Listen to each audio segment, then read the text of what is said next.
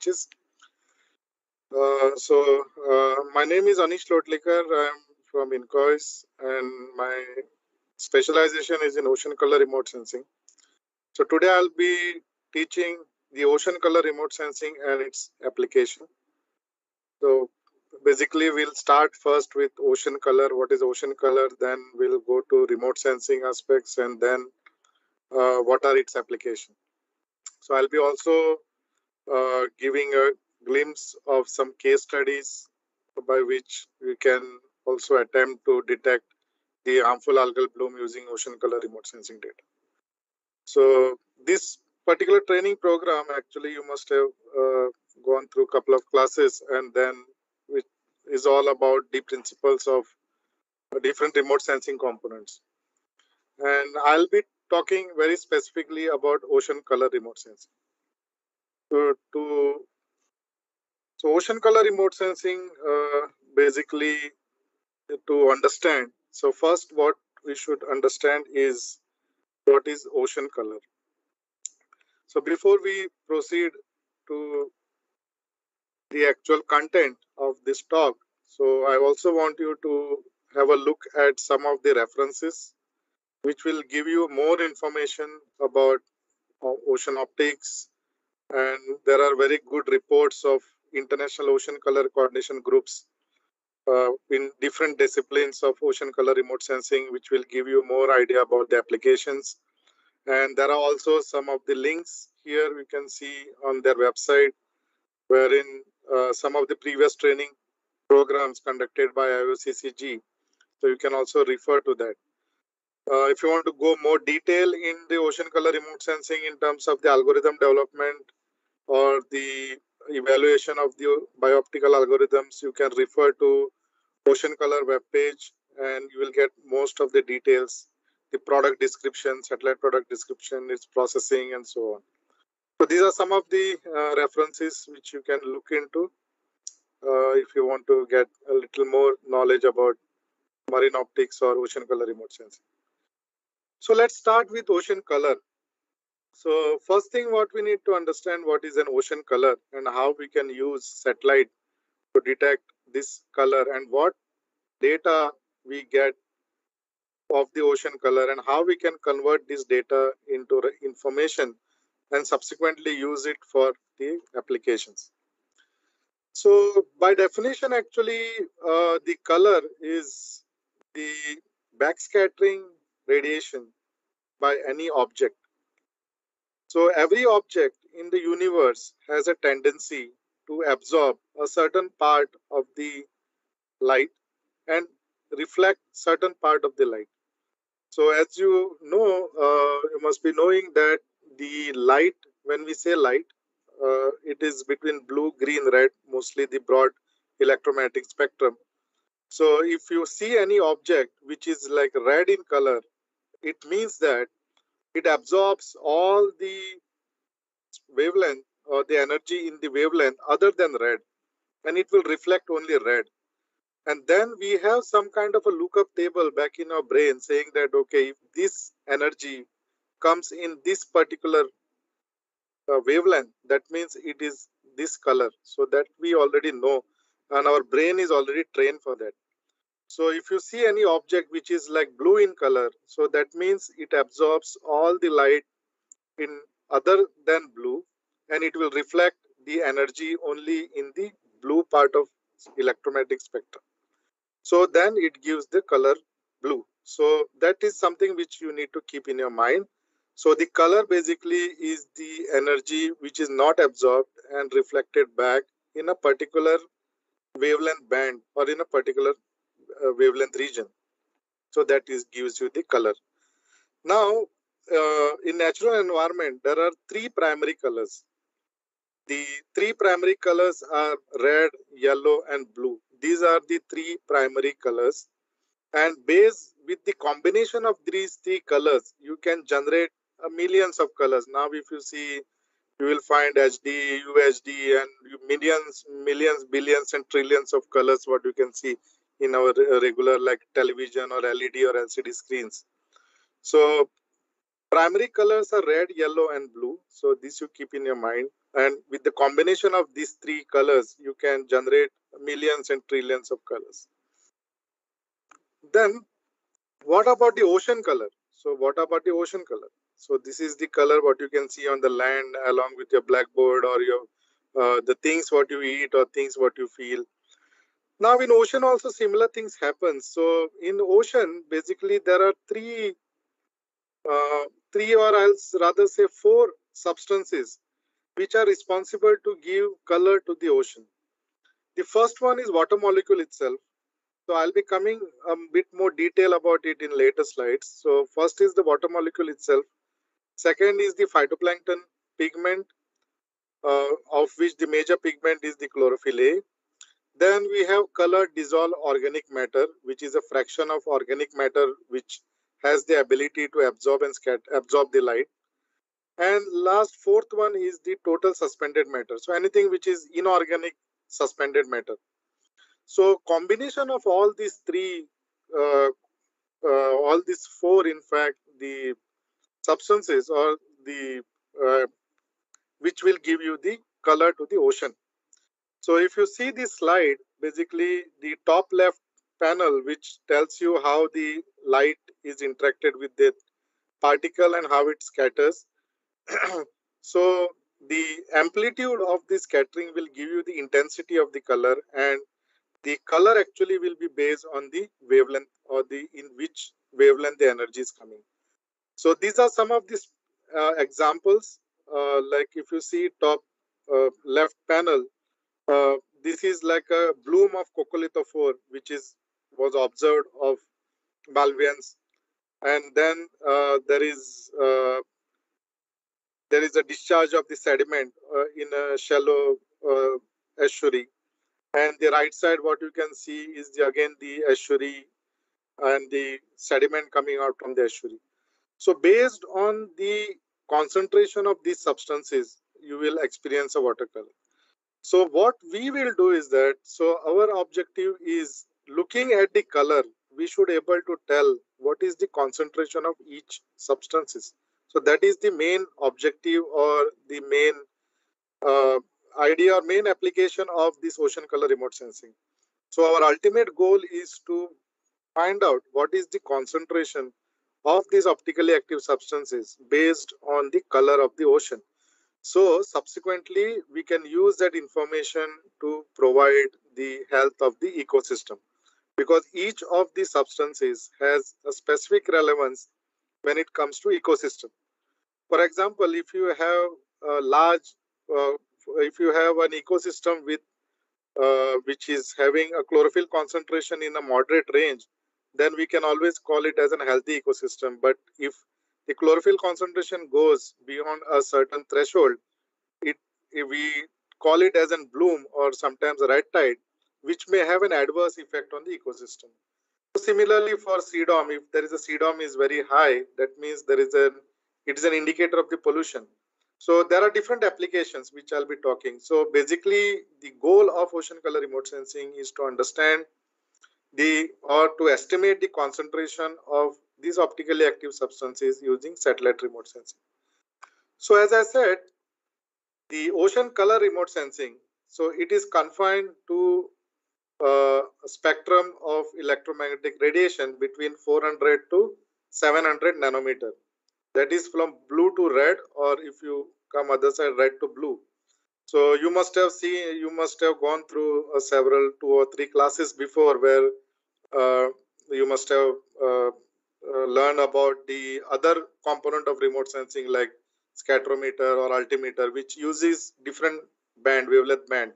But in this particular study or in this particular component of remote sensing, we will deal with only visible part of electromagnetic spectra, that is the 400 to 700 nanometer. And this is called as a light. So subsequently, I'll be referring this visible light. When I say visible light, it means all the energy what is coming between 400 to 700 nanometers. So just keep this in your mind.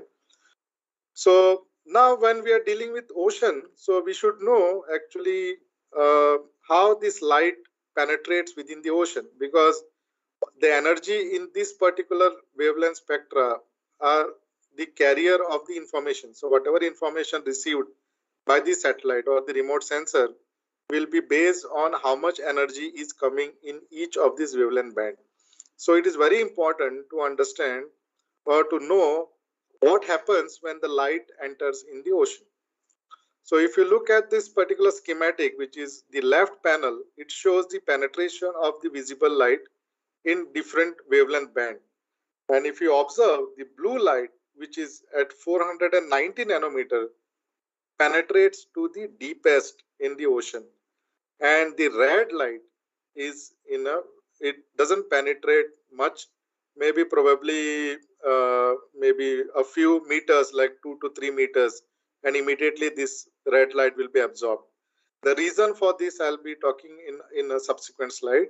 But the thing to remember here is the blue light penetrates to the deepest, that is 490 nanometer, and beyond 600 nanometer, the light is absorbed in first few meters. So that is something which you should keep in your mind.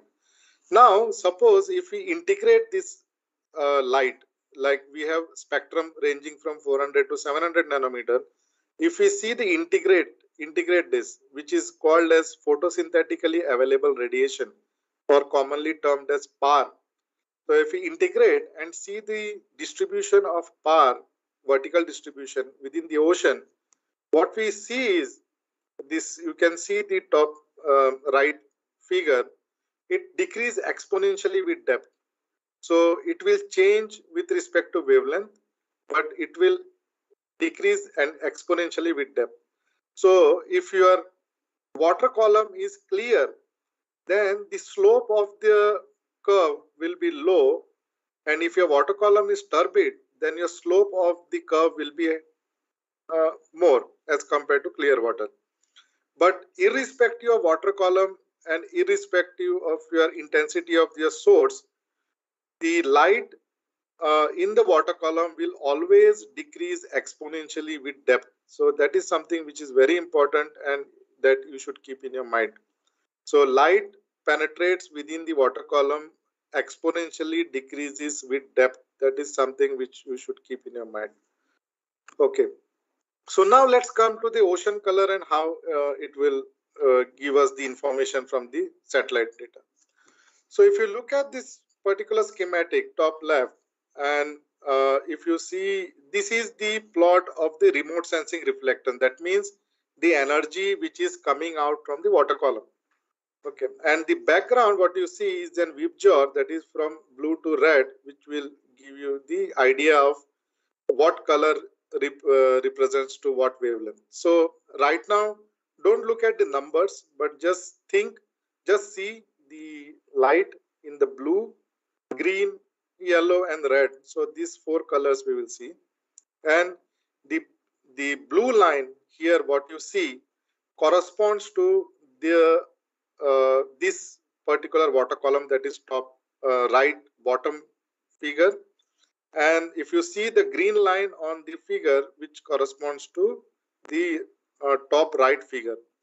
So if you look at this particular uh, figure, that is almost like greenish yellow color, it exactly matches with the peak energy in the remote sensing reflectance here. And if you see this blue color, it corresponds to the blue peak energy is in the blue. That means whatever color what we see from our eyes is corresponds to the peak energy in the remote sensing reflectance or the reflected signal. So now one thing to understand here is that whatever the signal which is coming out from the water column, which will be in the numeric, corresponds to the actual color what we see from the eyes. But the color is a qualitative word, so we cannot use the color. We cannot use the color word to calculate anything. We cannot say blue, green, red, and we cannot calculate. So we need to convert that color in some numbers. So for subsequent calculation. So that is very important. So that means if I see this yellow green color of the water and I calculate or I measure the remote sensing reflectance, so what I will see is that this particular water column corresponds to the peak energy at 570 nanometer, and its corresponding number is 0.0045 per steradian. So we need to convert this information of the color into some number that is done by remote sensing reflectance. Now, second question is why this color is changing? So that is something which we should understand, because that is the whole purpose of this ocean color remote sensing study. Now, so you look at these values here down. So I told you there are 4 optically active substances: water column itself, chlorophyll or phytoplankton or chlorophyll concentration, CDOM, and total suspended matter. So water column has a very typical spectral characteristics. So that is always a constant. So we don't usually deal with that. So the variables here are the CDOM, chlorophyll, and TSM. Now, if you look at the values here at these two particular stations, so SP00 is the top one and SP05 is the down one. So if you look at the values of CDOM, they are almost comparable, 0.6, 0.4. And TSM is also within the same range, that is 2.5 and 5. But if you look at the chlorophyll, it is almost 20 times more. So the top right figure, what you see, the concentration of chlorophyll here is 20 times more than the bottom right figure, bottom right image, what you can see. That means whatever the change in the color, what you see here is mainly because of the phytoplankton concentration or the chlorophyll, which is the dominant pigment in the phytoplankton.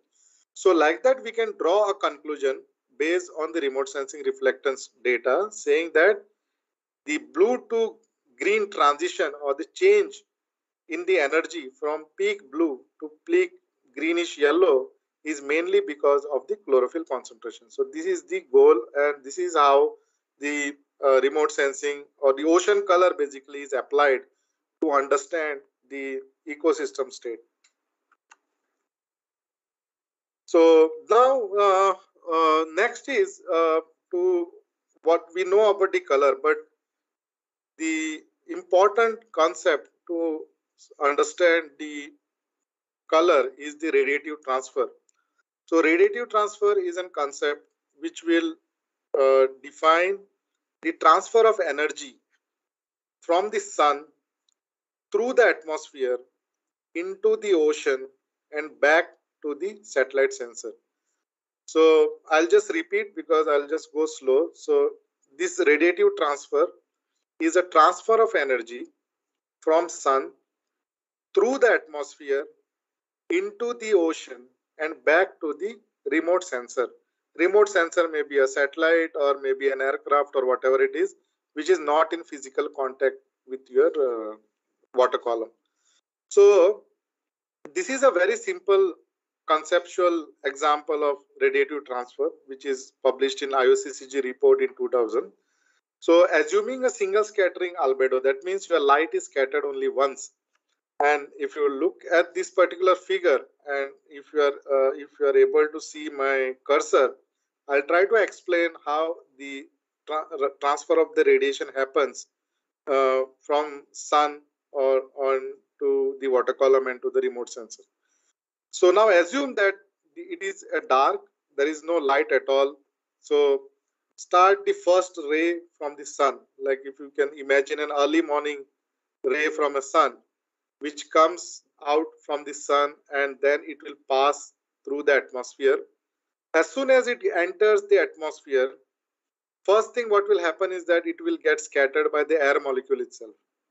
So part of it is scattered by the air molecule. So almost 60 to 65% or sometimes 70% of the radiation, it gets scattered by the air molecule itself. And we call it as a Rayleigh radiance, LR, Rayleigh radiance. Then whatever is left out again starts moving towards the ocean, and then it comes in contact with the aerosols. Aerosols by definition is anything which is suspended in the atmosphere.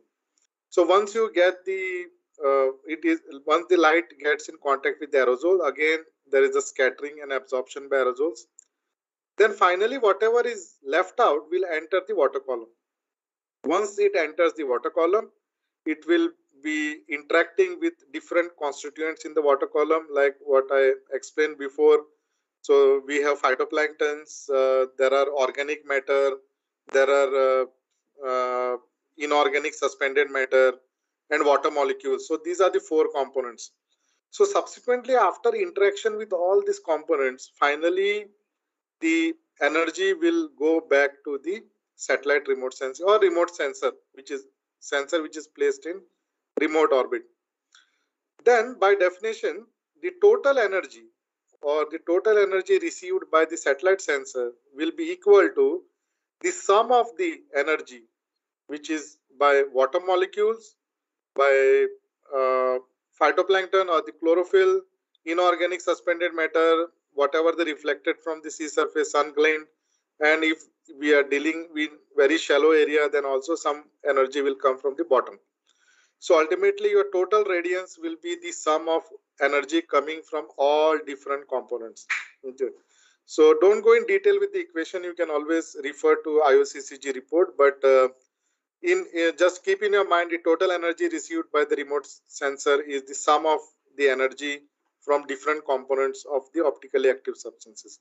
So there are four optically active substances: water molecule, we have organic suspended matter, that is phytoplankton, which has dominant pigment of chlorophyll. Then we have color dissolved organic matter, and then the inorganic suspended matter. Now, if you have a closer look within the water column, then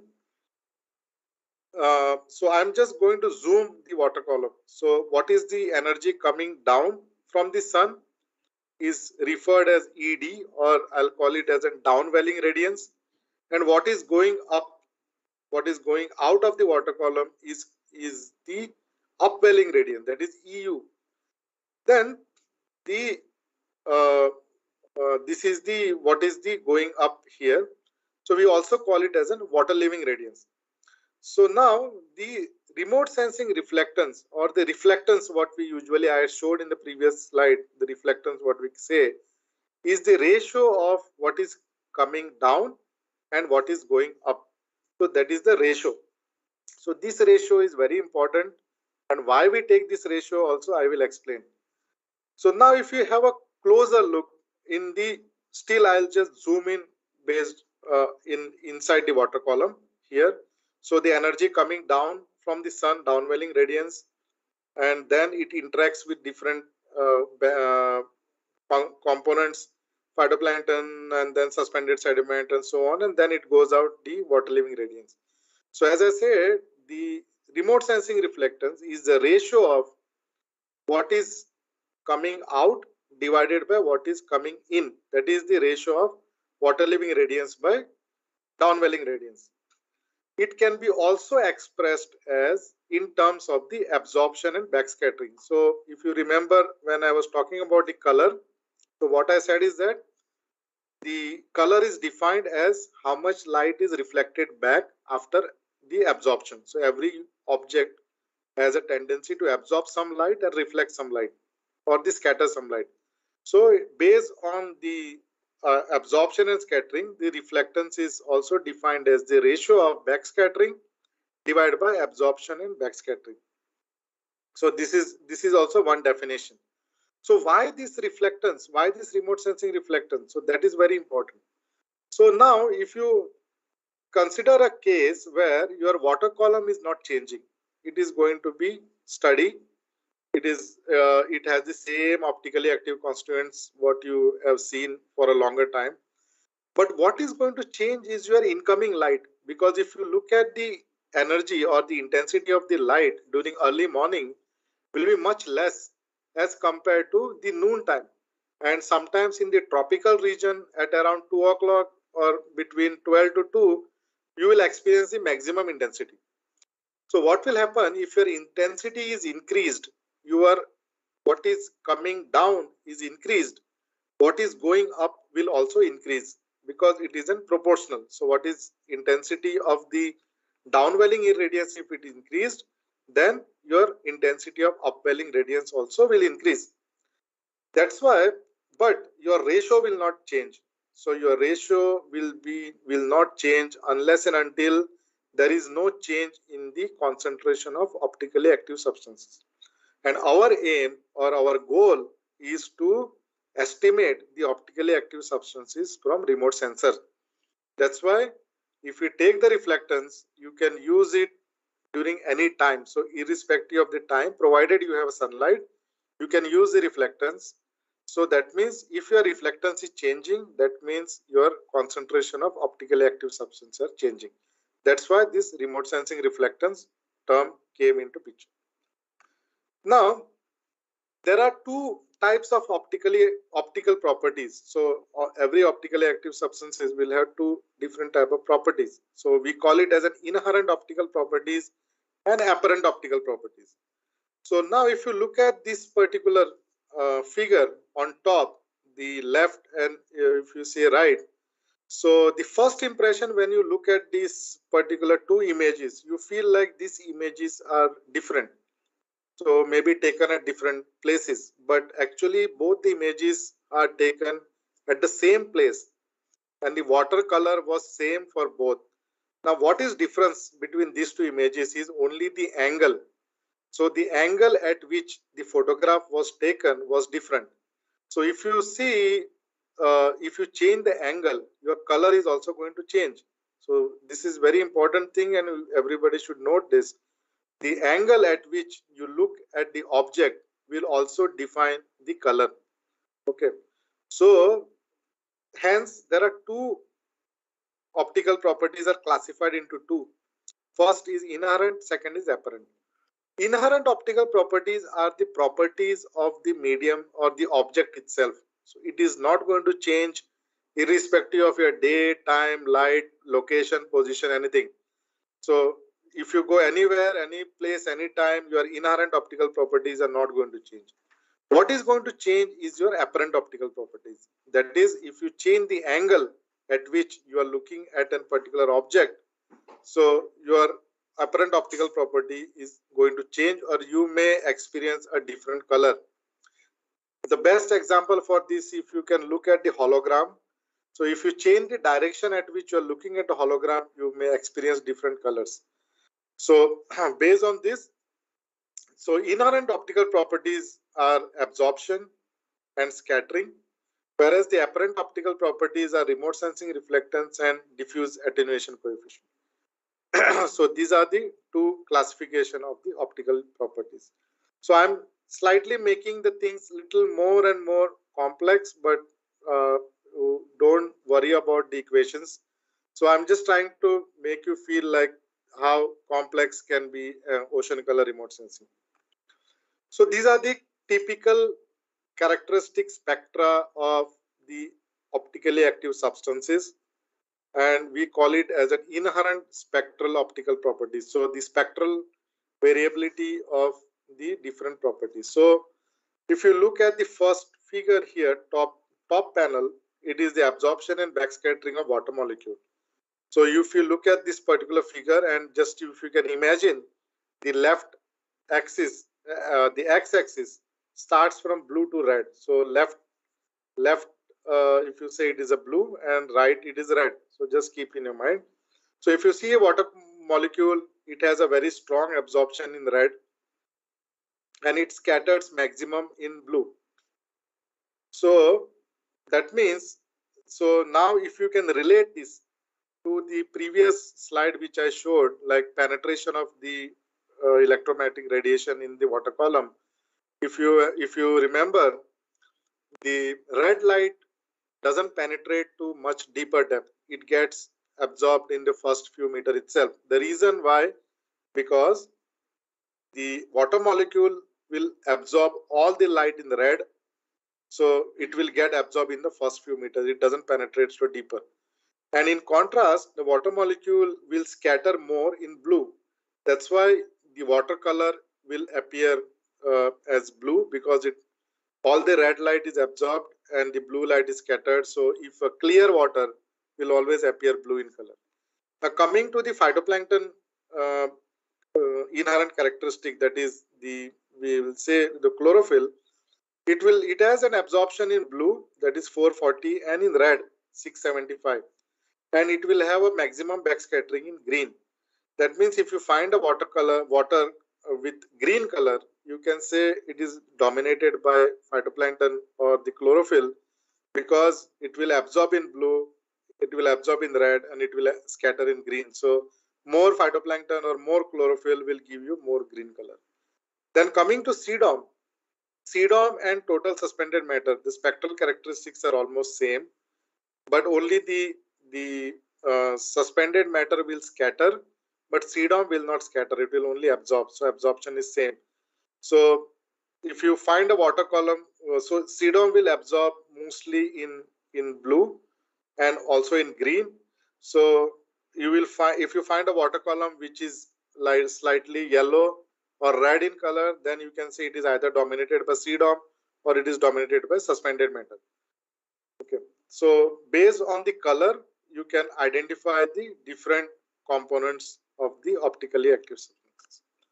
Now this is a case study where if you see, the left panel shows the open ocean water, middle panel shows the coastal waters, and the right panel shows the estuarine water. So I don't know how many of you must have actually experienced the different colors in different parts of the ocean, but if you have gone on cruise or if you have seen some jetty or if you have gone through in an estuary, you will always see there are different colors coming to the water column. So we will see the bottom panel, that is the remote sensing reflectance. So in open ocean waters, maximum energy will come from blue. In coastal waters, it shifts to green or yellowish green, depending on the concentration of chlorophyll or CDOM.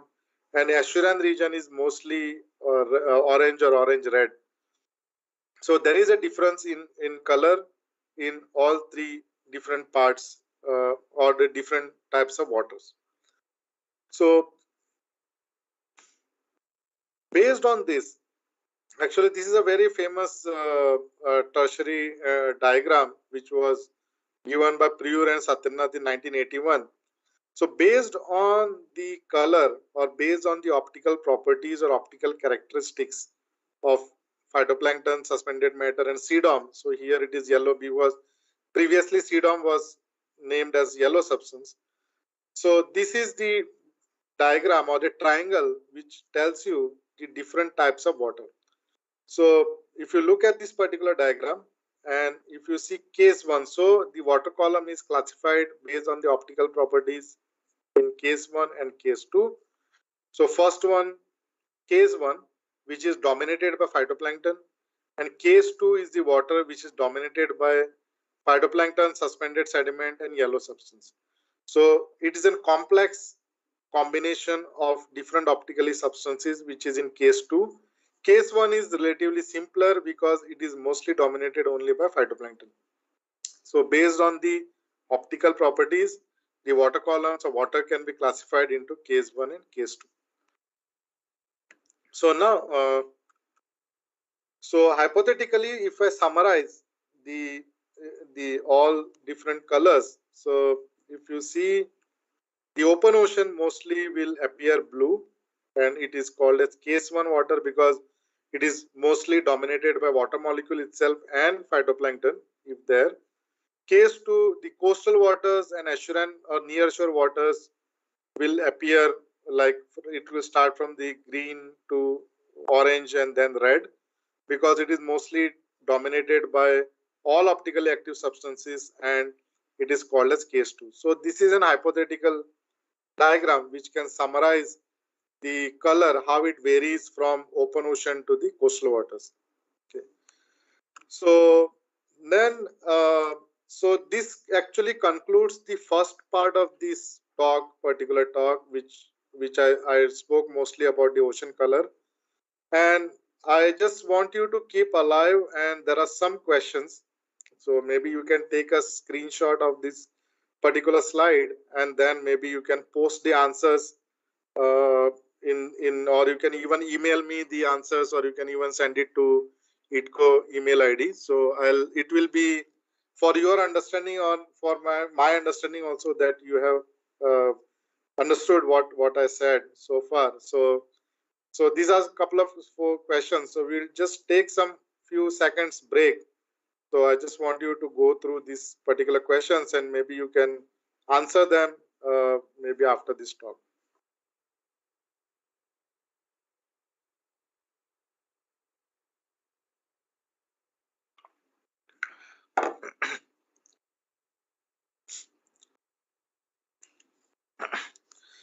Okay, so hopefully you have taken down these questions, and I'm expecting answers from all of you about this. So let's move to the next component. So the next component is the remote sensing. So today's actually talk is mostly on ocean color remote sensing. So we have already understood what is a color. So how the color changes in ocean, how the transfer of energy happens from sun to uh, through the ocean into the remote sensor, and then also how the color changes from open ocean to coastal or estuarine waters, or from offshore to the near shore or inshore waters. So now this is all from the ground perspective. So we should now focus on remote sensing. So something which is coming from the remote. So that is which will give us the which will help us to understand how this color varies. So first question actually, what is remote sensing? So I think many of you, if you're familiar with remote sensing, it is uh, remote sensing basically for any kind of sensing is by definition, it is collection of the information about an object without having a physical contact with that particular object. So without having a physical contact with the object, when we are studying the property of that particular object, it is called as remote sensing. So remote sensing is itself is like a wide or the deep ocean where there are several components of remote sensing. So like you have, if you see X-ray is also remote sensing, radio waves is also remote sensing, sonar is also remote sensing. So anything what you study without having a physical contact with that particular object, that is called as a remote sensing. Now in our case, in this particular ocean color perspective, remote sensing can be directly compared with the camera. So our daily life, what we take so many pictures or maybe selfies and all those things these days.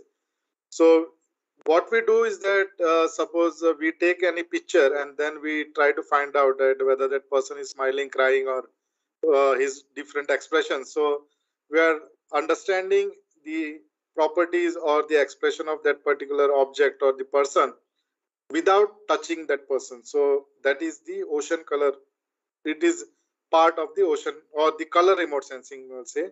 When we apply it to ocean, it becomes the ocean color remote sensing. So by definition, it's very simple. So you study the property of any object without having the physical contact with the object. Now, why remote sensing? Actually, what are the advantages of remote sensing? So I'm some of the things are applicable to all kind of remote sensing, but some may be specific to ocean color remote sensing in this particular case. So why we should study remote sensing? What are the advantages? So first thing actually you should understand the remote sensing is a tool. Basically, remote sensing is cannot be called as a science per se, but it is actually basically a tool by which you can study the object or the properties of any object. So with this particular tool, it is possible that we can take the measurement in any inaccessible areas. Like for example, I want to study what is the concentration of phytoplankton in the Indian Ocean or the middle of the ocean. I don't have to literally take a ship and go there and take the measurement, come to the lab, do the sample analysis and all those things, and then finally I'll get one value. So that is been overcome by the remote sensing. So with remote sensing, you can take the measurement in an inaccessible area. You don't have to physically go there and take the measurement, but you can do it remotely. Secondly, since it is you don't have to go there, you can create a long-term time series of the data. So you can understand how there is a change, daily changes or weekly changes or monthly changes, annual, seasonal, lot of things you can do because you don't have to go there physically. You can take a picture from the satellite, from the aircraft, from the camera, and try to see the changes. So it can help you to create a long-term time series, and it can also can be address some issues or some problems related to even long-term change or climate change, what we say nowadays. Now, Also, this remote sensing or the satellite based remote sensing allows us to take the global observations. Like if you want to go with the in situ measurement, physical measurement, then you have a limitation. You cannot take large data set. There is some limitation. But with remote sensing, you can take the global observations because the satellite will be rotating around this Earth, and it will give you the pictures across the globe. So you can take the global observations. And all these measurements are usually automated because once the satellite is launched, the algorithm is decided. So whatever reflected signal comes to the satellite sensor, it is processed automatically, and different levels of products are given. So uh, most of them, it is always the automated. So you don't have to sit down, go to the lab, do the extraction, take the measurement in the instruments, and all those things are not required. So once you take the initial data, it will finally give you the different levels of the products. Okay. And in many applications, several parameters can be done at the same time. Like whatever the remote sensing reflectance you get from the ocean color sensor can be used to estimate the concentration of chlorophyll, then CDOM. There are, if you look at the ocean color side, there are more than 400 products are there. So around 400, more than 400 products you can get at the same time. But with in situ measurements, for every parameters, you need to do a separate exercise. There are different protocols and different instruments to handle. So these several parameters you can get at the same time. And if you look at the cost of this sensor of this data, considering the cost of the satellite or sensor, it is very, very less expensive. It is much less as compared to the in situ measurements what we do. So it is very less expensive. So you can, once the satellite is launched, almost for 7 to 8 years, or depending on the life, like sometimes 10. Modis is running, was launched in 2002, so it is still running. We have OCM2, and there are different sensors which are still running. So if you look at the total cost of the measurements, it is much less as compared to the in situ measurements. So with all this, these are some of the advantages. So there are many, many more, but I'm just telling you very few advantages of remote sensing. So with these advantages, does it mean that the remote sensing is an ultimate, or it is the best approach, or it is the best tool, or there is nothing better than remote sensing? There are some limitations for remote sensing. So it is not like remote sensing is the best, but as of now today, the remote sensing is considered as the best suited approach considering its advantages and all its limitations. So there are some limitations for remote sensing. So remote sensing basically is an indirect measurement. So there are possibilities of several factors which may affect the signal which is coming from the water column to the remote sensor. So it is an indirect measurement, and over the time there is a possibility that the instrument may get degraded because the instrument is an electromechanical device.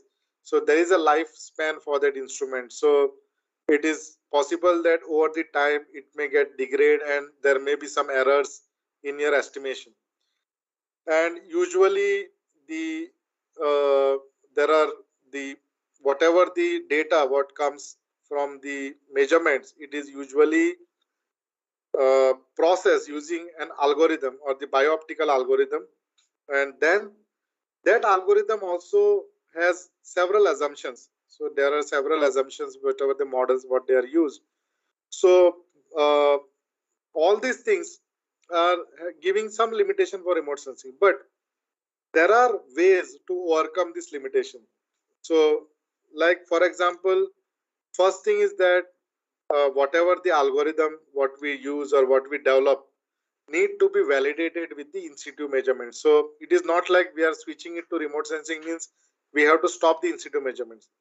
So in situ measurements are also very important, but it can be done it as a little lower pace just to do the validation. So to check the sorry to check whether your sensor is fine, and whatever the assumption you are used for the algorithm or for the models are valid, and because it is an indirect measurements and it uses an bioptical algorithm which can give some errors. So it is very important for every time you use remote sensing data, you should validate the data with the in situ observations.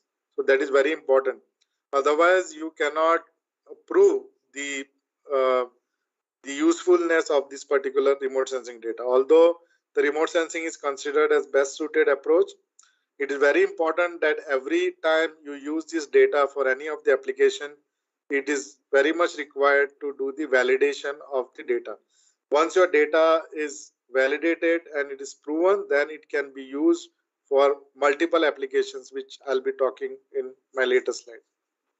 So then there are some of the parameters of the remote sensing which actually one should understand, and it differs from satellite to satellite and from sensors to sensor.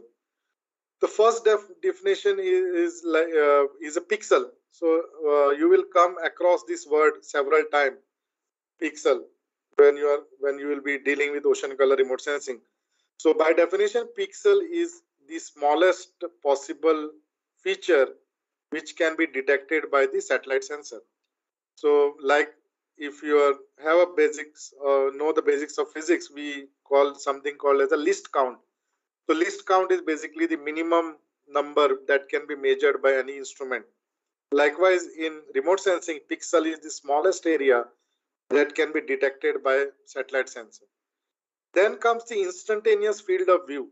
So basically the uh, satellite sensor will always measure in a cone.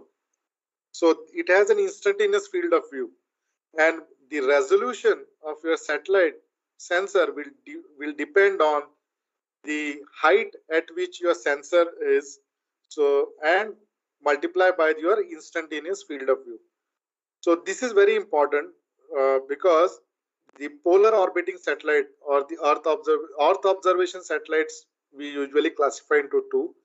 First is the polar orbiting satellite, which is at the height of around 800 kilometers from the earth's surface, and geostationary satellite, which are at the height of around 36,000 kilometers from the earth's surface. So both has a different applications. Most of the ocean color sensors are mounted in LEO, that is low Earth orbit or 800 kilometers. But there are some geostationary satellites, which like even now India is also planning to launch GISat, which will be at geostationary satellite 36,000 kilometers. So depending on your height and your field of view, your spatial resolution is going to change. And this spatial resolution is very important for different applications.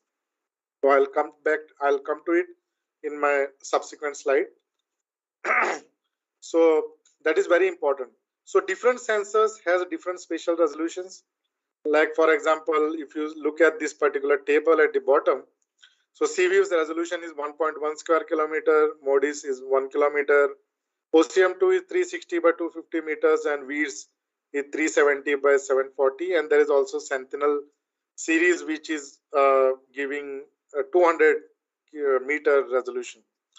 And the swath, actually basically the swath is the area or the distance from the center of your field of view. Sorry.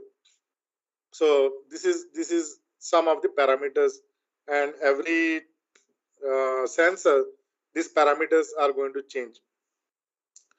So now one more important point which you have to consider, because you will be using, if you are using this ocean color remote sensing data, at what spatial resolution you are using the data. Because if you look at the nadir, or if you look at the vertical, that is A, which is marked here, and if you look at the B, from the same sensor, your swath or your area, what is your detecting, may change.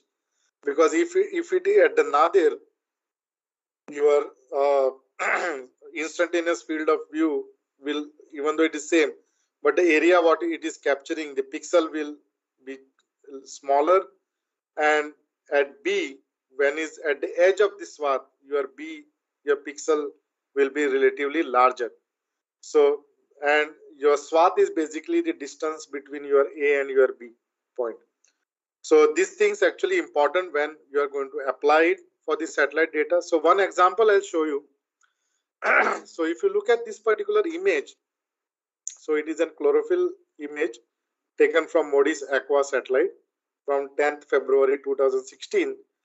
And if I ask you what changes what you see in both the image, some of you may say, okay, this is not same.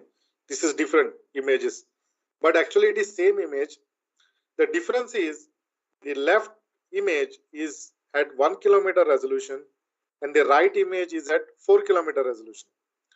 So why there is a difference in this particular image? So I told you, if you see this particular slide, your A, that is this nadir or the center of the swath, the pixel size is less as compared to B, which is at the edge of the swath. So in case of Moody's, the pixel or the uh, pixel here is 1 kilometer at the nadir, and at the edge of the swath it is 1.1 kilometer. So this artifact, what you can see in the left image, is mainly because of that 100-meter difference. So that 100-meter, wherever there is a 100-meter difference, so edge of the swath, it will give the no data.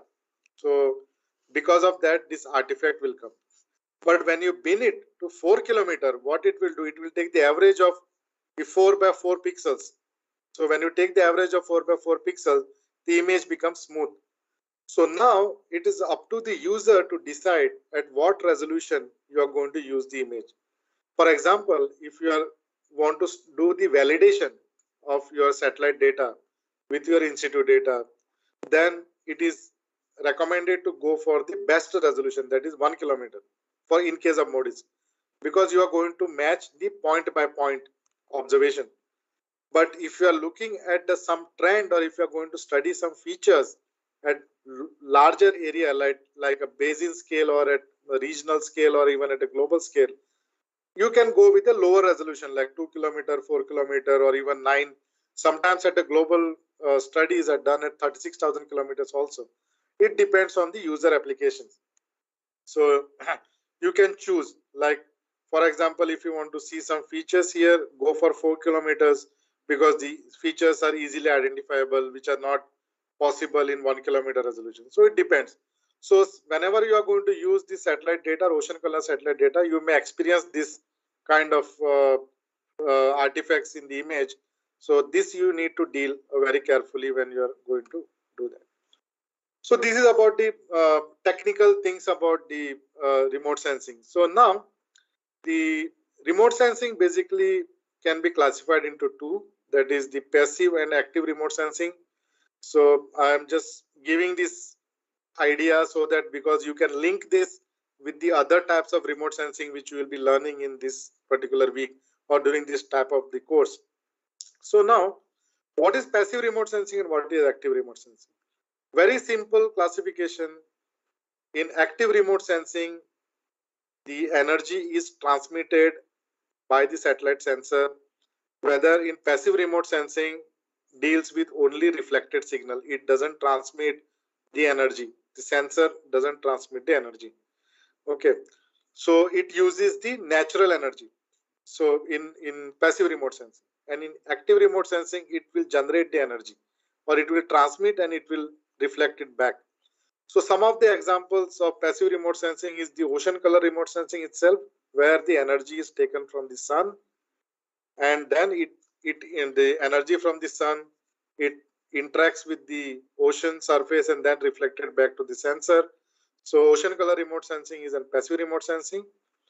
In addition to that, the thermal remote sensing, where the SST or sea surface temperature is identified or estimated, is also a passive remote sensing, where the satellite captures direct emission of your energy from the satellite or surface itself. Now, active remote sensing, the examples are like radar, that is a radio detection and ranging, like sonar, or the laser remote sensing. Uh, so all this comes in the active remote sensing, where the pulse is transmitted, like laser pulse is transmitted from the sensor. It will interact with the object and it will be back to the satellite sensor. So both have their own advantages and disadvantages. Like for example, ocean color remote sensing cannot be done at night because the primary requirement for ocean colors remote sensing is a light, or because if you want to identify the color, the light is the primary requirement, because if there is no light, there is no color. So for passive remote sensing cannot be done, like ocean color remote sensing cannot be done at night, but active remote sensing can be done throughout, anytime, anywhere. Passive remote sensing advantage is that it can be done carried out at very low energy level because it will not transmit any pulse. But active remote sensing, uh, there is a limitation with the energy, because there is an energy requirement to transmit the pulse and also to detect it. So that is one limitation. But both are used for different application. Like usually the resolution of active remote sensing is very high compared to passive remote sensing, but because of the application, the applications are designed based on the different types of the remote sensing. So the things to remember here is the ocean color remote sensing is an passive remote sensing. So now we have come to the end of the second component of this particular uh, talk, and again I have a couple of few questions for you to answer. So what we have done so far is that we have seen, like, what is the definition of remote sensing, what are the advantages of remote sensing, what are the limitations of remote sensing, some technical things about the ocean color remote sensing, few definitions like pixel, instantaneous field of view, spatial resolution, different sensors with different spatial resolution, and then two different type of remote sensing like active remote sensing and passive remote sensing, and how the ocean color falls in the passive remote sensing.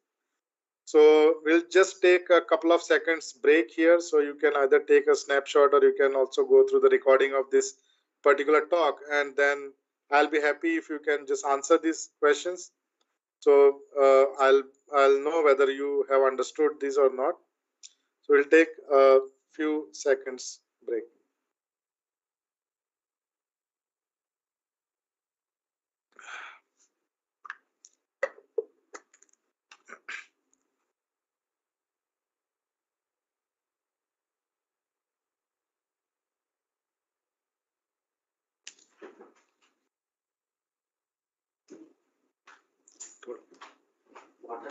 गरम पानी.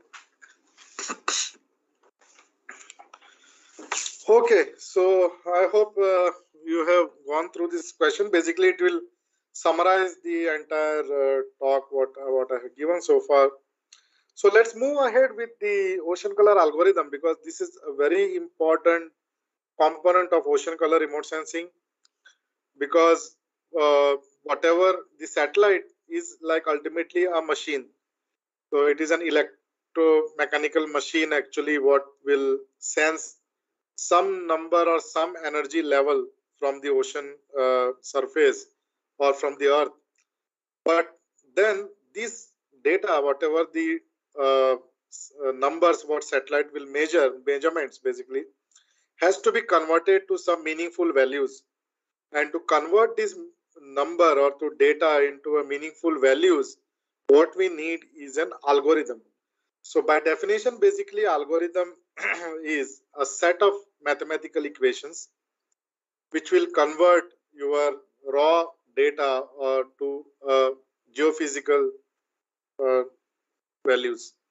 So that means we need to convert this data into some geophysical values in terms of the either concentration or in terms of the intensity or in terms of the radiation or whatever it is, but or whatever the sense measurement done by the satellite, it has to be converted to some meaningful values. So that's an algorithm. So for that we need an algorithm or the set of some mathematical equations.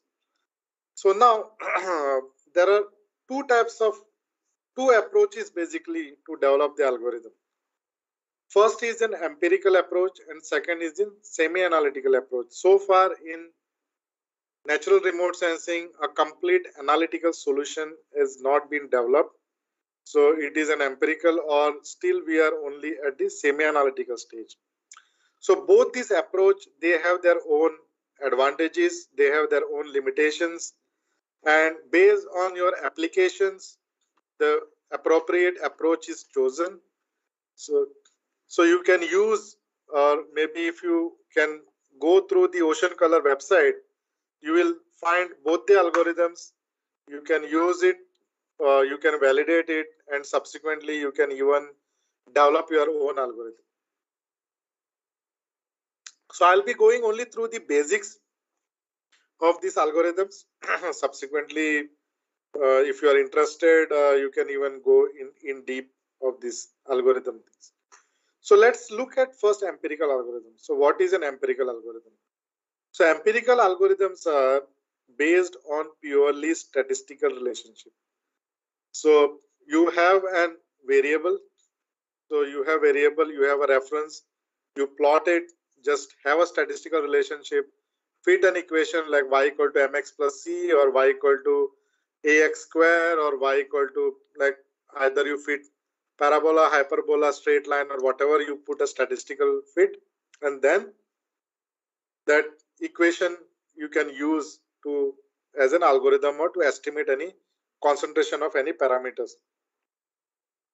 Okay, so then this is a very simple thing, simple way to derive an empirical algorithm, and it is very less intensive. So computationally it is very less intensive, because what you can do is that simply take your concentration, your reflectance, and then correlate it, regress it, and then get an equation, and then uh, go ahead with the retrieval.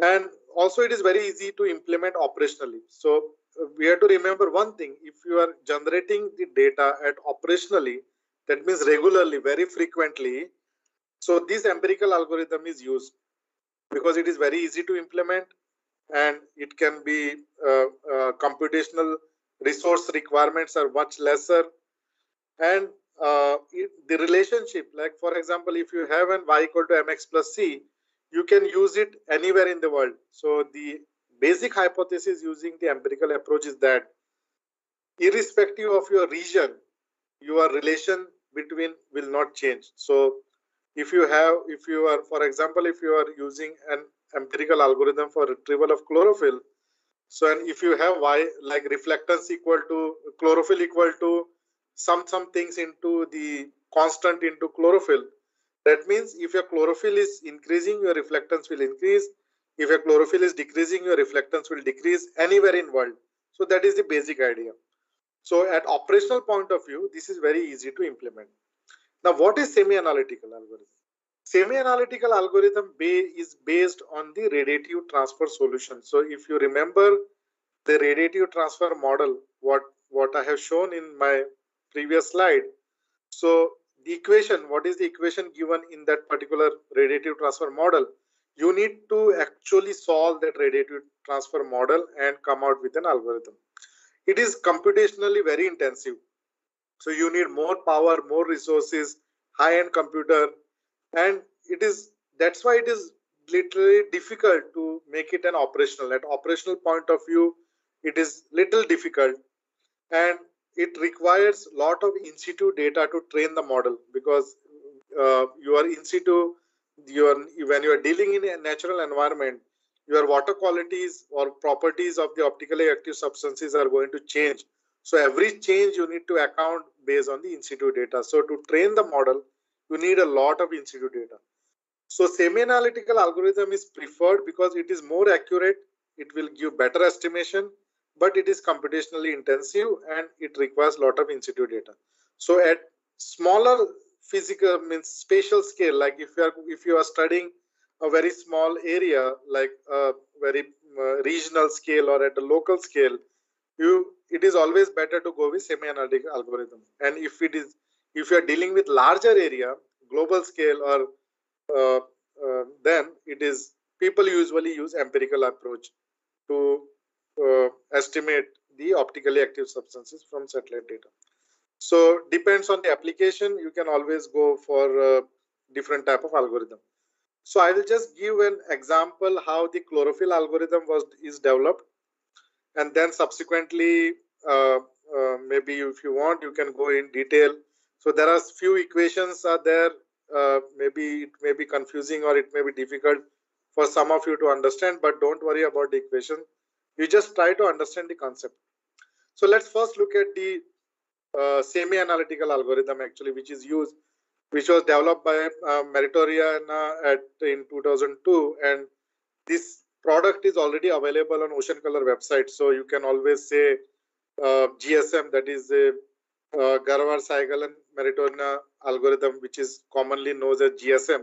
It is available on Ocean Color website. So the equations looks very confusing, but if you look at the equation very carefully, I'm not going into more detail, but if you look at the equation very carefully, what it says is that water leaving radiance, this whatever the energy coming out of the water column, is the ratio of what is coming down, that is F naught stand for the ED. If you are able to recollect the radiative transfer schematic what I have shown, like what is coming down is ED and what is going up is LW or LU. So if you take the ratio of LW by ED, it is the remote sensing reflectance. So same equation is modified. So this F naught is like ED, and the term within the bracket is the backscattering, that is BB, divided by backscattering plus absorption. Now if you again try to recollect the previous slides where I have shown the remote sensing reflectance can be also defined as the ratio of backscattering divided by absorption plus backscattering. So same equation is been expanded where there is an individual component of water molecule, AW, pH stand for phytoplankton, CDOM stand for color dissolved organic matter, and then there are different set of equations. So the basic equation is same, that is RRS equal to absorption divided backscattering divided by absorption plus backscattering, and that equation has been modified or it been expanded taking the different components. So it's little bit confusing. In fact, it's unfortunate I'm taking the class online, so I cannot explain it physically, but just see that F naught is your ED. So you can always go back and see, and the bracket component is BB, that is backscattering divided by absorption plus backscattering. So, and if you try to relate it with the previous slides, it will be little bit easier for you to understand. So now if you look at this particular equation, and also I will go to next one also, there is one more model of semi-analytical algorithm which is available, is GIOP, that is generalized inherent optical properties. This product is also available on Ocean Color website. You don't have to literally derive these equations, but it is already available. You can always use it and do the validation. So now this is the same equation, basically backscattering by absorption plus backscattering, and then subsequently the backscattering is been expanded for water molecule and then CDOM and all other things. So important thing here to note is if you want to adopt this semi-analytical algorithm, you should have the data of backscattering, you should have the data of absorption. It is very important. And backscattering and absorption, you need a very specific instruments for measurements. Like these days BB9, ACS or instruments are available, but you need a specific type of instrument to measure this data. So there is one limitation, but if you have this data at the regional or at the local area, then semi-analytical algorithm is should give you a better estimate of the parameters as compared to empirical algorithm. So then we'll go to the empirical algorithm. So I'll give a case study, an example how the empirical algorithm is derived for chlorophyll concentration. So basically the idea is same, the hypothesis is same for all other parameters, only the change is in the form of the equation. Now look at this particular schematic. This schematic is the reflectance on y-axis and your wavelength on your x-axis. So we call it as a spectral variability of reflectance. So how the reflectance changes with respect to wavelength. Now, you will find different curves on this particular figure. Okay. So the first thick black line corresponds to chlorophyll concentration of 0.07, then the dashed line 0.09, then dotted line 0.6, dash dotted 1.3, and 2.8 and 8.7. That means there is an increasing order of chlorophyll concentration. Okay. So chlorophyll concentration is increasing here. What happens once the chlorophyll concentration is increasing? The energy in the blue, that is at 400 to 450 nanometer, in between 400 to 450 nanometer, what is happening to the energy is also decreasing. So with increase in chlorophyll concentration, so try to understand this. Suppose if you increase the concentration of chlorophyll, your energy in the blue is going to decrease. So it is inversely proportional to your energy in the blue. So this you keep in your mind. So once your chlorophyll concentration is increasing, the energy in blue is going to decrease. Now you look at the red part, that is the fluorescence part. So if you remember, I have shown in my previous slide the inherent optical properties of the phytoplankton pigment or the chlorophyll, which says that there is an phytoplankton absorption has two peaks, one in blue, one in red. Okay. So what will happen is that whenever your chlorophyll concentration is going to increase, your absorption in blue and red is also going to increase. And if that is the case, then your reflectance is going to decrease. So in this particular case, if you increase the concentration of chlorophyll, your reflectance in blue is going to decrease and your fluorescence component is going to increase. That means beyond 650 nanometer, there is a fluorescence peak is going to increase. So the blue is decreasing, the red is increasing. So keep in your mind, with increase in chlorophyll, blue is decreasing, red is increasing, but your green, there is not much significant change in the green. So your green is independent of chlorophyll A. So your green component in the reflectance is not going to change with respect to your chlorophyll concentration. So this is the reflectance. So now, if you take the ratio of blue to green, okay, so if you take the ratio, because green is not changing, so if you take the ratio of blue to green, so what will happen is that if you increase the chlorophyll concentration, your ratio of blue to green is going to decrease. Okay, is it correct? Because green is not changing and your only what is decreasing is blue. So if you increase the chlorophyll concentration, your blue to green ratio is going to decrease and your red to green ratio is going to increase because red is increasing. Now the question is, now we have two options with us, whether to take the ratio of blue to green or whether to take the ratio of red to green. So these are the two options.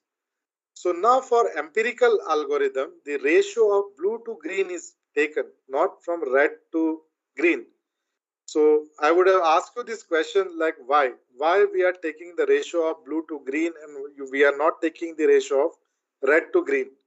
The answer lies in the slide which I shown where there is a penetration of energy in the water column. So if you recall or recollect that particular slide, it shows the red light is absorbed in the first few meters itself because of the strong absorption by water molecule. That's why the red light is going to get absorbed in the first few meters. So the penetration, so we will not get information about the chlorophyll concentration in a deeper depth. That's the, and blue penetrates to the deepest. That's why we take the ratio of blue to green in for the development of algorithm for estimation of chlorophyll concentration. So this you have to keep in your mind. So now there have been several reforms or there have been several revisions in this particular algorithm, because what the scientists found out is that suppose now if we take the wavelength, green wavelength, here green is like for example 550 nanometer, where there is not change in the chlorophyll, where there is no change in the reflectance because of change in the chlorophyll concentration. So your base wavelength is fixed, that is 550 nanometer is frozen to be taken in the denominator. Now, if you look at the blue, you have different wavelength. You have 412, you have 443, you have 490, you have 510. This is for C views. If you take the MODIs, there are wavelengths are different. If you take OCM and C views are same. Sentinel, it is different. So different wavelengths for different sensors. So which one to take? Like 412 is also blue, 443 is also blue, 490 is also near blue, for 510 is like blue green. So there are different combination blue. So while doing the subsequent analysis, what was found is that, so if you take the ratio of the smallest blue wavelength, like for example, if you take the ratio of 443 by 555, that is green is 555 and 443, then all your algorithm works well. Here, if you see the bottom right panel, 443, if your algorithm works well in the lower range of chlorophyll, that means sometimes less than 1.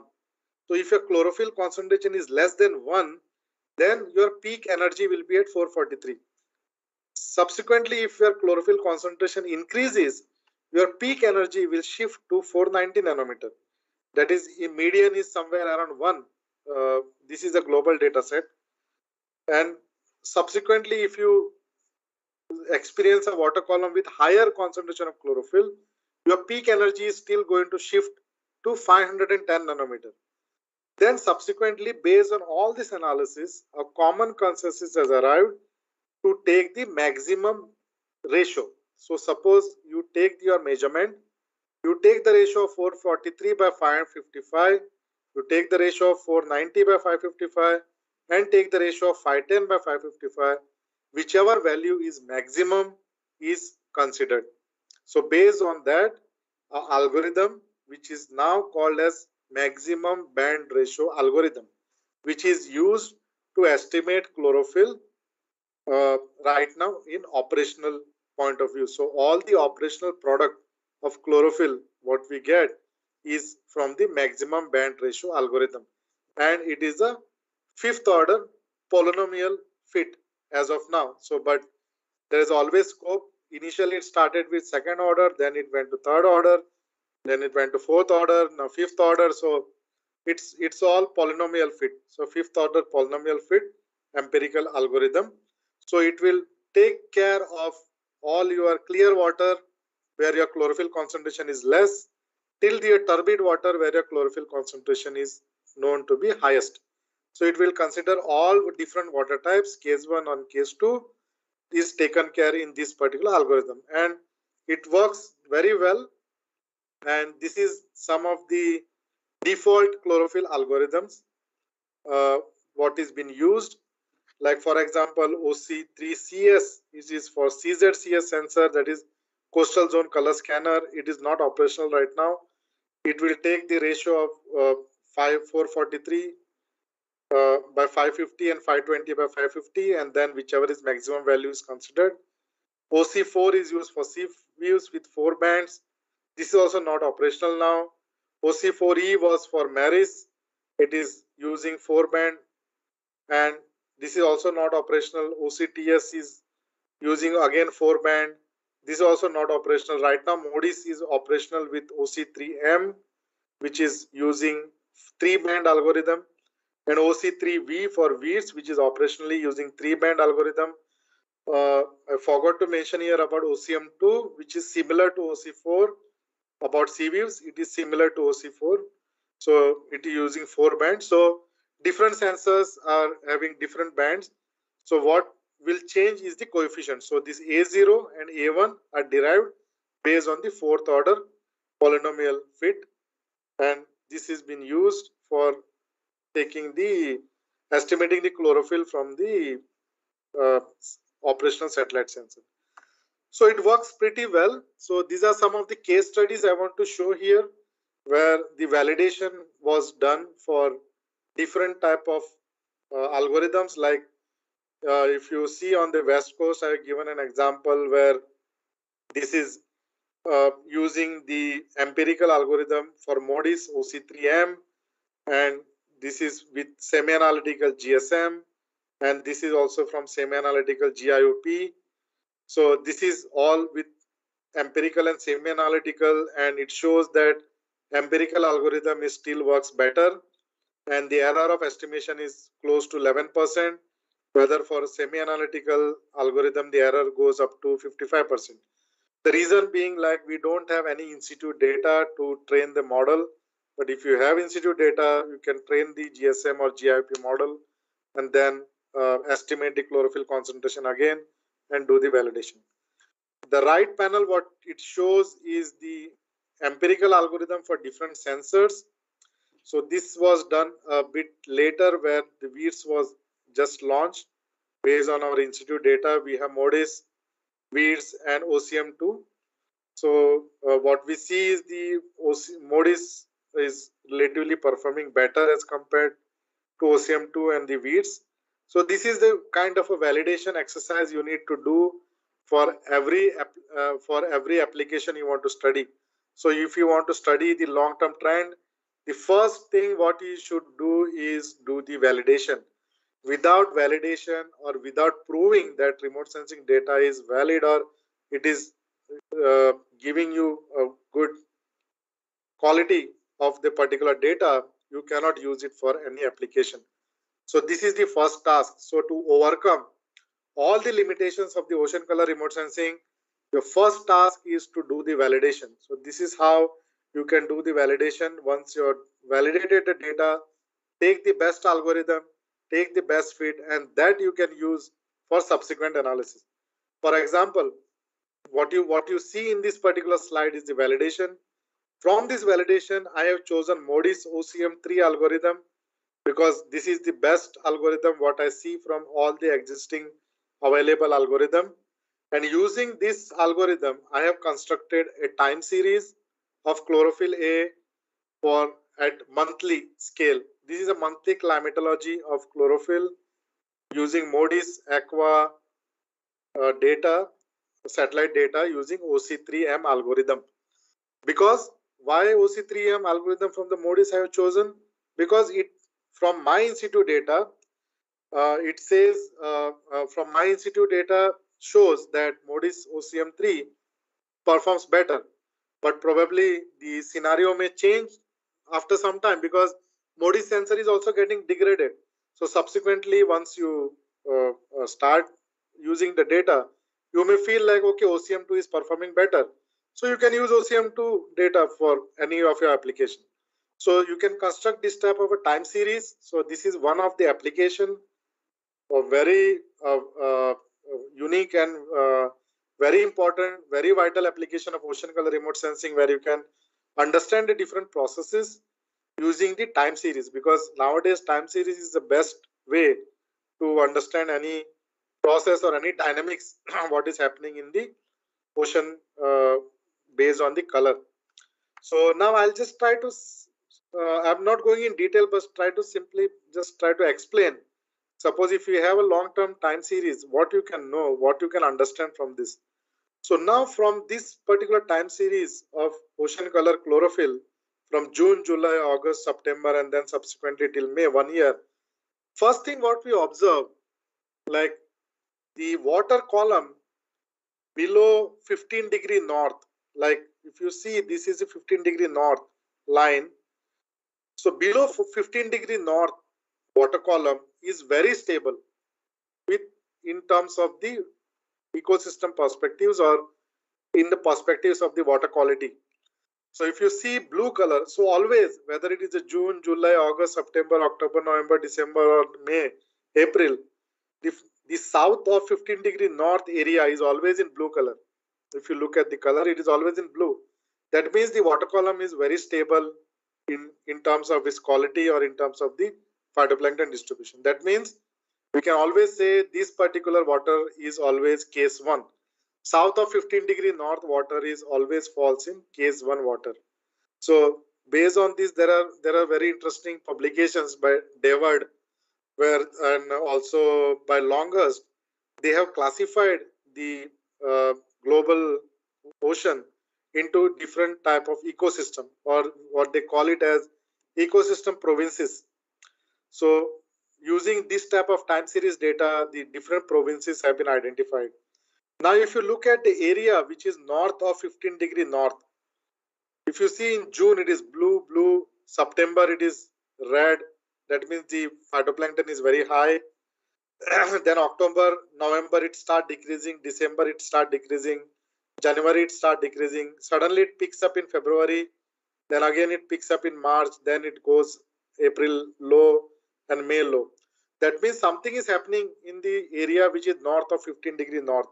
Okay, so that is something which is very interesting, and then you can link this to different processes. So now if I tell you very brief the two different processes going on in Arabian Sea during summer monsoon, that is June, July, August, September, and winter monsoon, that is December, January, February, March. There are two different distinct processes happens.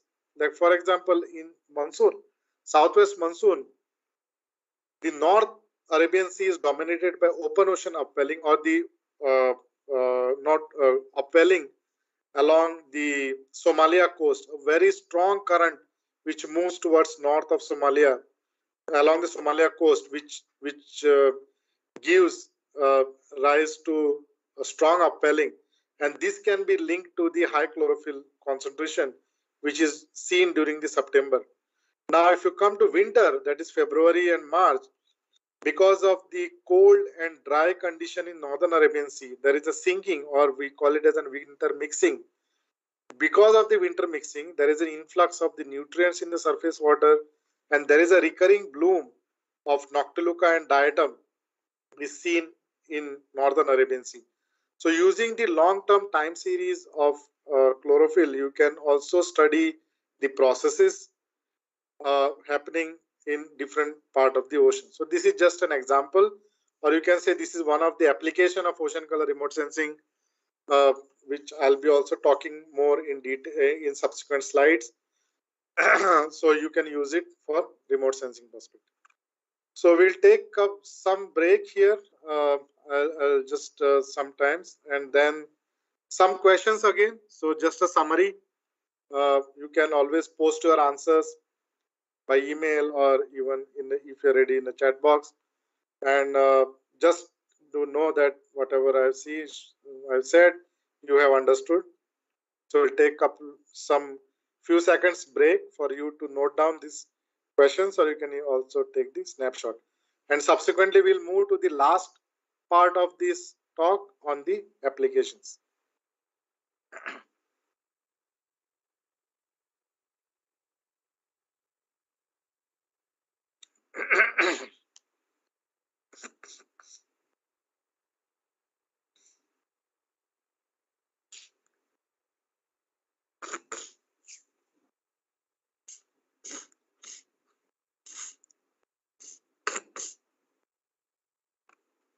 Okay, so I hope you have noted the questions.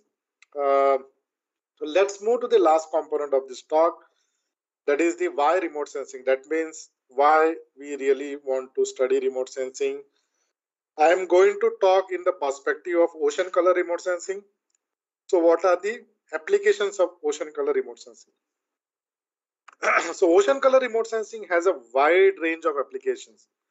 Applications in physics, applications in chemistry, applications in biology and ecosystem, biogeochemistry, in modeling, monitoring pollution, detection of fishery resources, the broader applications to estimate the global carbon cycle, and so on and so on.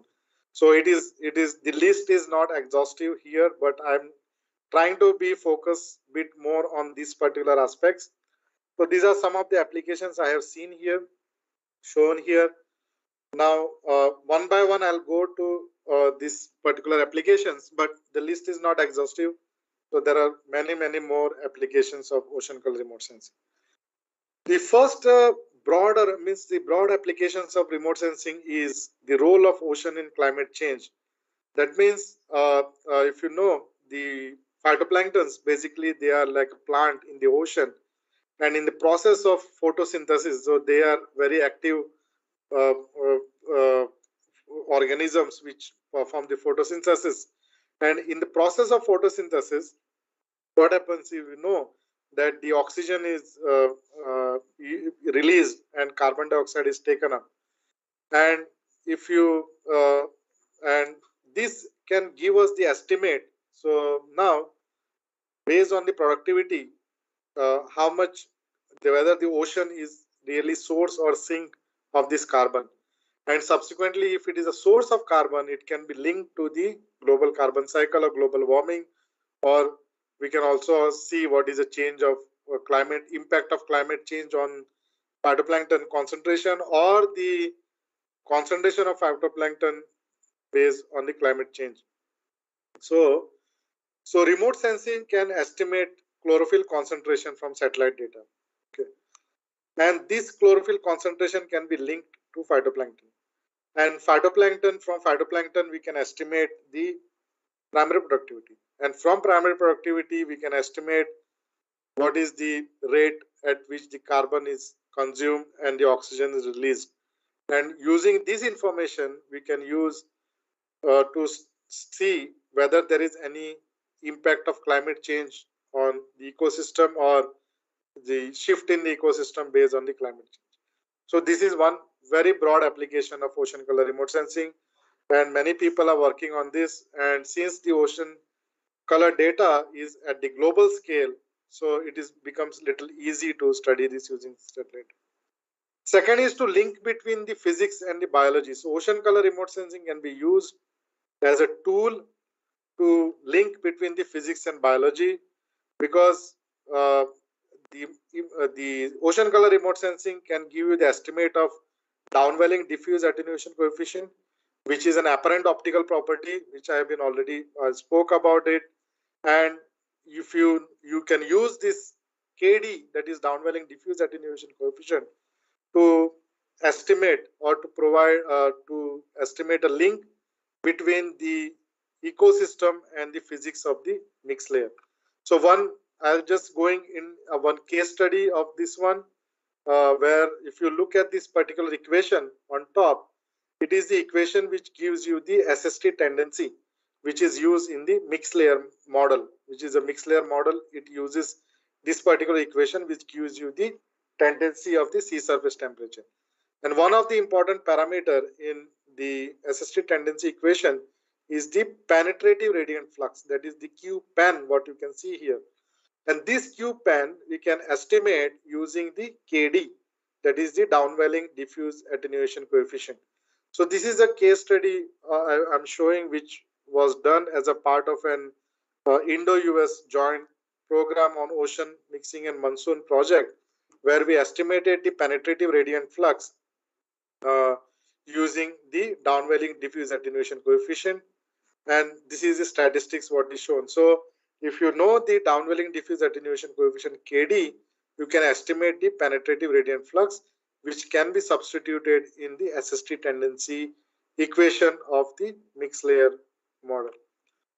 Then the coastal zone production and management also we can make use of this particular data, because the CDOM can be used as an indicator of the pollution, and sedimentation due to anthropogenic activities can be estimated using total suspended matter from remote sensing, and chlorophyll A also can gives you information on the if there is any blooms or the harmful algal blooms. So using all this information, we can club together, and we can also use it for coastal zone protection and management. And of course, the most matured application of ocean color remote sensing is the detection of fishery resources. So this is very important application of ocean color remote sensing, which is the fishery detection of the fishery resources. And the hypothesis is like we can estimate the chlorophyll concentration from satellite remote sensing, which can give us the estimate of phytoplankton population in the water column. So phytoplankton are basically fed by primary consumers, that are zooplankton, and subsequently the food chain goes from phytoplankton to zooplankton, and then small fishes to large fishes. So if we know what is the concentration of phytoplankton, we can always link it to the fishes. So this is one of the matured application of ocean color remote sensing, which is detection of fishery resources, which is operationally given. This product or this service is operational in COIS. So these are some of the key indicators by which you can estimate or you can identify the potential resources, potential areas where we can estimate the fisheries. And it is not the one single product, but it is merged with sea surface temperature, wind, and all those things. But the major product is the chlorophyll concentration. And secondly, one more application is to detect the bloom in the northern application. Indian Arabian Sea, I already spoke about it. And I'm going to skip couple of slides here. Okay, so this is the approach by which we can detect the species, phytoplanktons bloom forming species from the ocean color remote sensing. So this is taken from Dwivedi et al. 2015, and if you see the top left panel, the pink line is corresponds to the Noctiluca scintillans, and the uh, red line refers to the diatoms. So if you look at the slope of the remote sensing reflectance between 450 and 550, the Noctiluca, the reflectance due to Noctiluca, presence of Noctiluca is positive, and the reflectance due to presence of diatom is negative in this particular wavelength range. And using this particular information, we can also identify the diatom and Noctiluca, or we can discriminate basically between Noctiluca and diatom using ocean color remote sensing. So this is also one of the application wherein we can use the ocean color remote sensing even to go at the species level uh, identification. And this product is also available from INCOS website. You can explore it, where we give the information about the bloom, algal bloom, and whether it is a Noctiluca or it is a diatom. So what happens sometimes, the diatom bloom may be favorable for fisheries, but the Noctiluca bloom may be harmful. So we can also estimate the state of the ecosystem or the health of the ecosystem based on the uh, bloom information. So this is also one of the application of ocean color remote sensing. One more application what we can do is which I just want to show is the phytoplankton functional types. We can also estimate the phytoplankton functional type from the ocean color remote sensing. Phytoplankton functional type will give you, which is classified based on its function, its taxonomy, its structure, and its pigment composition. So different types of phytoplanktons are grouped based on their functionalities. So this is also can be identified using ocean color remote sensing. So there are multiple applications. I'm not going more into detail, and also the productivity, primary productivity, absorption. Primary productivity can be also estimated using the ocean color remote sensing. So this is an case study. You can go in detail about this particular case study. So this is an publication by Chang Ma, and wherein the primary productivity is estimated using the MODIS data, and you can also perform that. And there is one more very potential application of ocean color remote sensing is that you can also decompose the absorption spectra by phytoplankton to get more pigment. So this is also a part of the phytoplankton pigment composition. You can also estimate the pigments. Like most of the time, we only talk about the chlorophyll A because that is a dominant pigment in the phytoplankton. But we can always estimate, we can decompose the spectra of the chlorophyll and phytoplankton absorption coefficient, and we can also estimate the different pigments present in the phytoplanktons using ocean color remote sensing. So this is again the fraction of the phytoplankton functional type, where we can always also estimate the different groups of phytoplankton like this diatom and other groups using ocean color remote sensing. So these are a couple of or few applications of ocean color remote sensing.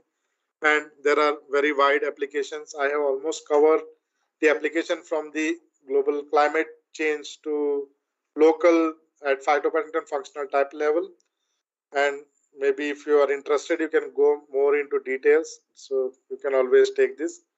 So now we have almost covered almost all the part. And let's, if I summarize the last part of the talk, like uh, we have gone through the different applications of ocean color remote sensing, and we have seen it can be also not even for the biology, but ocean color remote sensing can be also used an efficient tool to bridge between physics and biology, that is using the optics. So we can also estimate how much light is penetrating within the water column using ocean color remote sensing. And there are different applications, like we can, how we can study the different processes, like whether it is an upwelling along the Somalia coast during the southwest monsoon time, and the winter mixing during the winter time in the northern Arabian Sea.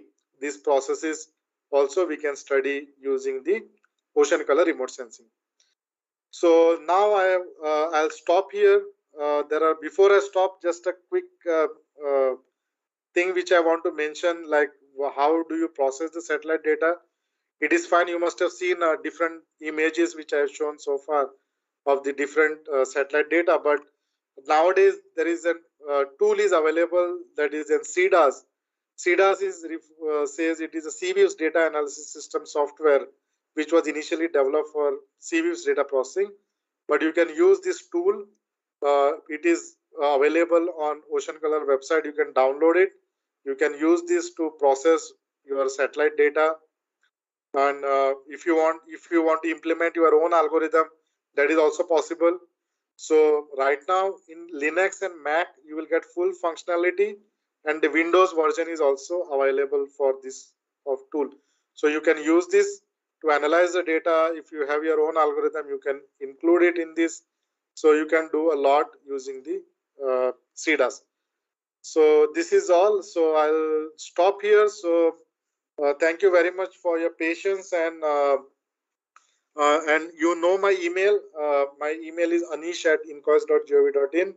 If you have any questions, you can post it, or you can even post your questions in the chat box. And if you have still further doubt, even that ITCO Ocean email ID also you can use for correspondence. So yeah, so I'll stop here and I'll just have a glance at the chat.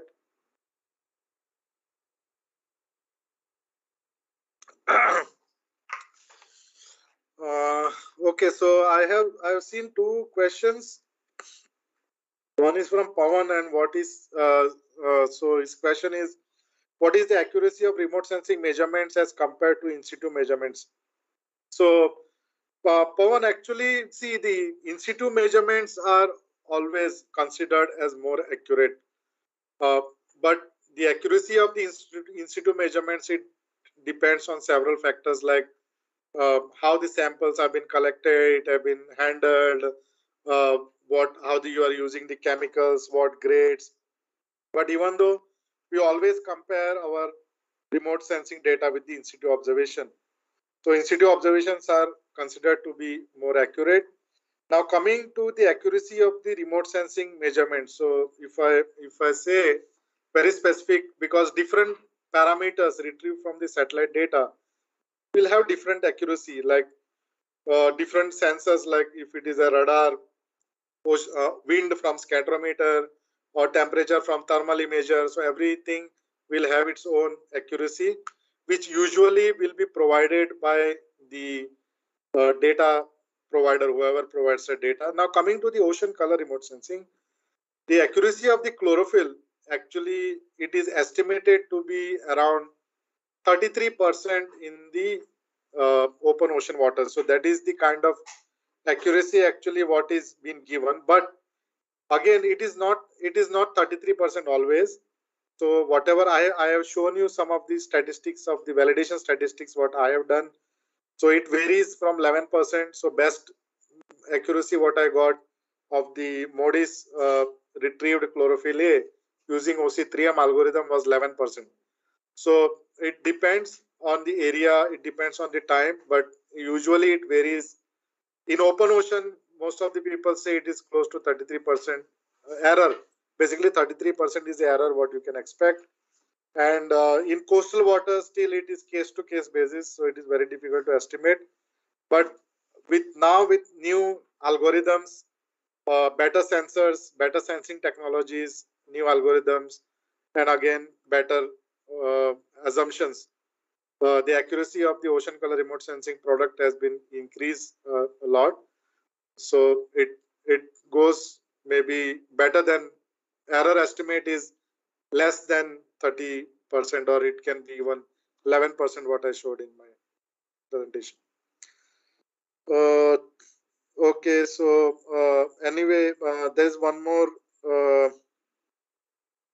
Okay, so Tarun, actually there's a one question from Tarun and he wants to know, can we explain why we choose blue band over the red band for the maximum band ratio? Okay, so Tarun, actually I'll just go through one slide which will help you to explain, understand better why we choose blue to green ratio over red to green ratio. So if you look at this particular slide, which talks about the penetration of different light levels or different spectral light level uh, within the water column. And if you look at this particular figure, which is on the left panel, it shows the blue light which penetrates to the deepest. That means the energy in the blue is maximum. And if you look at the red, the energy is minimum.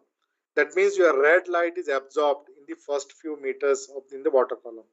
So considering the intensity of the energy and the penetration depth, usually we use ratio of blue to green and not red to green. Another thing, if you can relate this with this particular slide where I have shown the spectra of the inherent optical properties of the water molecule. If you look at this particular spectra of absorption of water molecule, the water molecule has a very strong absorption in red.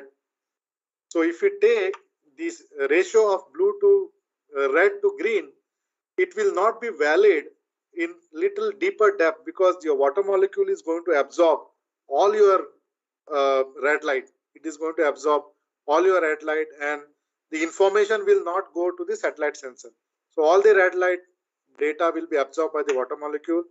So these are the two reasons basically we use, like absorption, strong absorption by water molecule in red, because of which the penetration depth is of red light is much less, and we will not able to estimate the change if we take the ratio of red to green. That's why we use the ratio of blue to green. Okay, so I hope I have answered all the questions. So okay, my email address I will share. Maybe I'll okay, the email address I will share, my email address. But my email ID is anish@inquest.gov. For those who want to know, it is there. Even if you go through the recording of this particular session, you will know my email address. But still, I'll ask our organizers of ITCO Ocean to share my email address by email to all of you. Okay, so I hope I have answered most of your questions, but the session is always open. So if you have any doubt, you can always reach out to me. And if you want to do any studies, so there's one more question actually has come, like where we can get the material content to study that you have shown earlier today. Okay, so if you just go through the recordings of this particular session, in my second slide, actually I have given some web links where you can get the preliminary informations about the whatever I have spoken. All the material is available. There are some more training programs conducted by IOCCG where you can get in-depth knowledge, and you can always take that information. So Ocean Optics webbook is there, IOCCG reports are there, and Ocean Color web page is there. So you will get lot of information on that particular on ocean color remote sensing. Okay, so you can always go through the recordings and see the second slide where I have given the link to the study material. Okay, so I hope I have cleared all your doubt, but I am open for discussion if you want to do any studies or if you have anything to do with the collaboration or anything. You want some more information or any help, you can always email me. So I'm always available with email.